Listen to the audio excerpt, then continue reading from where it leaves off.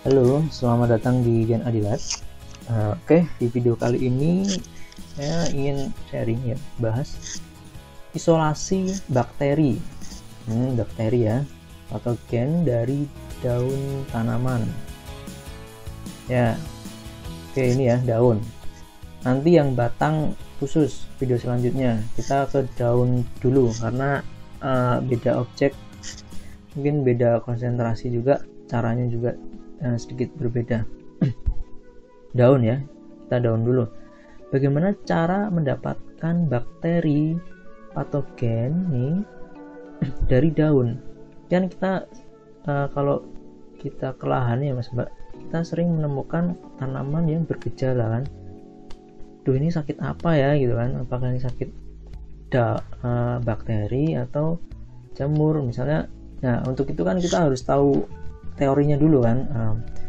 Ini tuh gejalanya disebabkan oleh apa gitu, misalnya ini dari literatur yang saya baca gejala kayak gini disebabkan oleh bakteri. Nah oke, kita udah tahu, tapi bagaimana, apakah betul?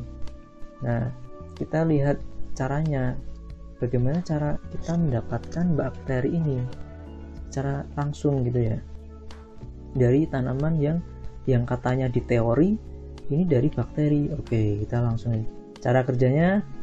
Pertama ditumbuk, kedua tumbuhkan secara langsung. Nah, untuk cara pertama kita lakukan yang namanya ekstraksi jaringan pada tanaman.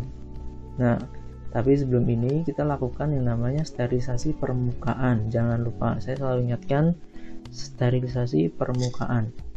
Kalau udah sterilisasi permukaan baru silahkan ditumbuk. Tumbuk sampai halus. Nah, tumbukan ini baru dimasukkan ke sini, tabung reaksi. Nah, ini adalah air steril. Boleh aquades, boleh air steril. Yang jelas harus steril. Gitu. Air keran boleh, tapi harus steril. Air keran yang disterilisasi menggunakan autoclave. Tumbuk, masukin ke sini. Nah, cairan yang pertama ini pasti dia pekat, sangat pekat, karena ampas-ampas dari daunnya ini juga ikut masuk. Nah, dari sini ini sebanyak 10 mili ya Mas dan Mbak, silahkan disesuaikan, saya menggunakan 10 mili. Nah dari 10 mili ini kita ambil 1 mili, kita encerkan secara bertingkat seperti itu. 1 mili ambil dari sini, masukkan ke sini, kita aduk lagi hingga rata, kemudian ambil 1 mili dari sini, kita aduk lagi hingga rata, ambil 1 mili dari sini, masukin ke sini. Kenapa harus 1 mili gitu kan ya, karena kalau lebih nanti akan kebanyakan. 1 mili yang kita lihat itu sedikit, itu sebenarnya sangat banyak Mas dan Mbak. Di dunia mikroskopis itu sangat banyak, makanya kita cukup mengambil 1 mili. Nah hubungannya apa 1 mili dengan ini? Nanti hubungannya dengan kerapatan isolat yang kita tumbuhkan kayak gitu. Kalau kita ingin menumbuhkan dari yang pertama tadi, boleh nggak? Boleh, tapi nanti hasilnya akan seperti ini, akan sangat padat, bahkan kita nanti malah kebingungan kayak gitu. Nah makanya kita encerkan secara bertingkat biar nanti tumbuhannya seperti ini. Nah kalau udah seperti ini, kita akan mudah untuk melakukan uji lanjut, untuk melakukan identifikasi lanjut, itu akan sangat mudah. Nah gitu ya. Nah kemudian kita akan tuang, misalnya ini dari berapa, 1, 2, 3, 4, 5, dari pengenceran yang kelima kita tuang. Nah sini saya sarankan kalau untuk bakteri itu sampai 9 atau 10, karena di pengenceran yang kelima biasanya dia masih padat, masih seperti ini. Nah kalau udah sampai 10 kayak gini, nah dia nanti akan normal seperti ini, akan bagus hasilnya. Kita lakukan dengan cara split method ya. Jadi dari sini kita ambil 1 mili aja, jangan banyak-banyak. 1 mili masukin ke media yang sudah kita buat, media agar namanya ya. Nah ini kita aduk split gitu, split method gitu ya. Nah itu nanti akan tumbuh itu, tumbuh bakteri yang kita cari.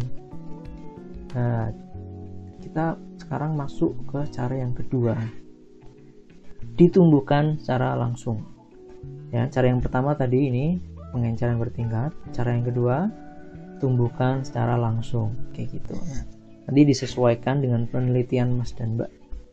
Yang ingin meneliti lebih lanjut, ingin menggunakan metode apa, diperhatikan gitu ya. Nah, kalau yang cara 2 ini, kita tetap sterilisasi permukaan. Kita ambil bagian tanaman yang bergejala, yang sakit. Nah, kita sterilisasi dengan menggunakan alkohol ya, alkohol, kemudian dicuci menggunakan air steril. Nah, kalau udah, kita langsung masuk ke sini. Langsung ditumbuhkan aja, Mas dan Mbak, sesimpel itu. Itu nggak apa-apa. Tujuan sterilisasi permukaan itu untuk menghilangkan patogen-patogen yang bukan target yang ingin kita cari. Kalau nggak disterilisasi bisa nggak? Bisa, tapi nanti hasilnya akan amburadul. Di sini akan numpuk, semua jamur ada tumbuh di sini. Kita malah bingung. Tujuannya seperti itu. Kalau udah kita sterilisasi kan kita jadi lebih terarah, sebenarnya seperti itu. Dari jaringan tanamannya lebih terarah. Yang ingin kita tumbuhkan karena yang ingin kita cari, kayak gitu loh. Yang ingin kita tumbuhkan yang karena ingin kita cari ini sakit apa nih gitu. Karena di sini banyak sekali patogen-patogen yang dia ada di sini dan dia belum menyebabkan gejala lebih lanjut, Mas dan Mbak. Kalau ini kan dia udah spesifik, dia menyebabkan gejala seperti ini karena patogennya spesifik. Sini juga banyak nih, di bagian hijau-hijau ini juga banyak, Mas dan Mbak, tapi dia belum sampai menginfeksi sampai seperti ini gitu. Nah, analoginya seperti itu. Nah, kalau udah seperti ini kita udah dapat patogennya gitu. Nah, jangan lupa untuk menyiapkan yang namanya apa, media seperti itu ya. Nah, ini kita udah tumbuhkan, udah dapat. Kalau udah seperti ini silahkan dimurnikan. Kalau udah dapat seperti ini silahkan dimurnikan, diambil kemudian ditumbuhkan ke media yang baru. Nah, nanti dia akan murni seperti ini. Metodenya silahkan, ini adalah metode strict gitu ya. Nah, ini adalah contoh beberapa patogen yang udah murni, bakteri yang udah murni. Ini bakteri ya Mas Mbak, bakteri dari daun, judulnya jangan sampai lupa, bakteri dari daun.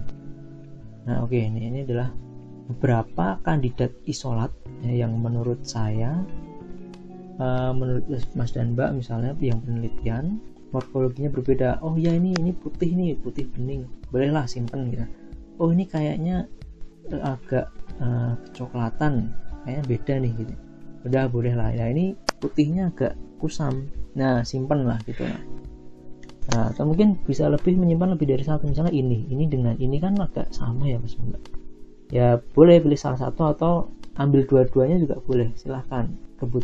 Disesuaikan dengan kebutuhan alatnya atau enggak gitu ya.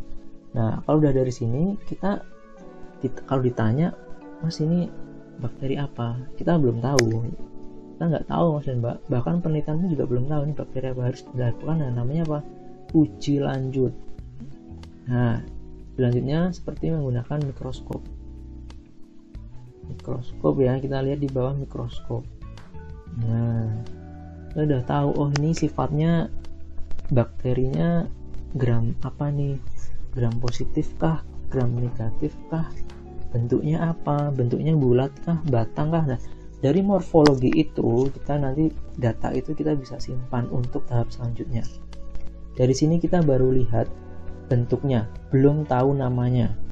Bakteri seperti itu Mas Mbak. Bakteri itu sama ya, biasanya sama. Kita susah untuk melihat secara morfologi.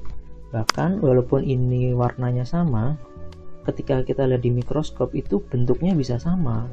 Bahkan warnanya ini berbeda ya. Ketika kita lihat di mikroskop itu bentuknya bisa sama.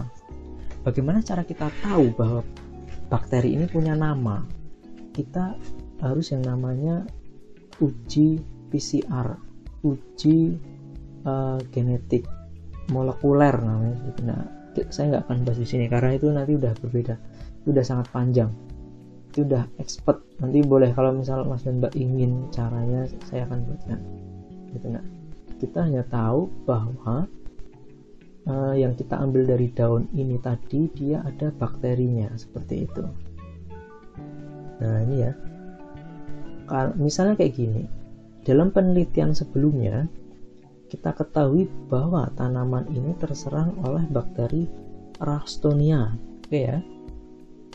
Terus kita ingin membuktikan secara langsung apakah benar Ralstonia. Nah, dari morfologi yang kita dapat dibandingkan dengan literatur jurnal yang ada atau buku yang ada, bahwa morfologi ini mirip dengan Ralstonia pada referensi. Jadi yang saya dapatkan ini morfologinya dari bentuknya, warnanya itu mirip dengan Ralstonia yang ada di jurnal-jurnal. Nah, makanya kita tulis diduga gitu ya. Jadi ada kata awalnya diduga. Ini disebabkan oleh Ralstonia seperti itu. Tidak boleh semerta-merta kita langsung menyantumkan bahwa bakteri ini Ralstonia, itu salah besar kayak gitu. Nah, gimana cara untuk lebih ilmiah? Maka diberi kata diduga Ralstonia, karena melihat dari morfologinya, warnanya, bentuknya itu mirip dengan referensi yang ada di jurnal A misalnya gitu. Nah, ini nanti uji lanjutnya kita lakukan yang namanya uji molekuler. Kita bedah DNA-nya kayak gitu Mas Mbak. Jadi bakteri itu sangat panjang cara kita tahu sampai punya nama. Kalau jamur itu kita lihat dari sporanya aja udah kelihatan, tapi kalau bakteri itu nggak bisa. Salah besar kalau cuma dari mikroskop kita lihat ternyata bisa nyebutin namanya, itu salah besar seperti itu. Oke, mungkin sampai sini dulu video kita kali ini. Bagaimana cara menumbuhkan, ya sesuai judul, menumbuhkan bakteri hingga menjadi isolat murni. Tapi kita belum tahu namanya karena memang prosedurnya seperti itu. Oke Mas Mbak, demikian video dari saya. Terima kasih, sampai jumpa di video selanjutnya.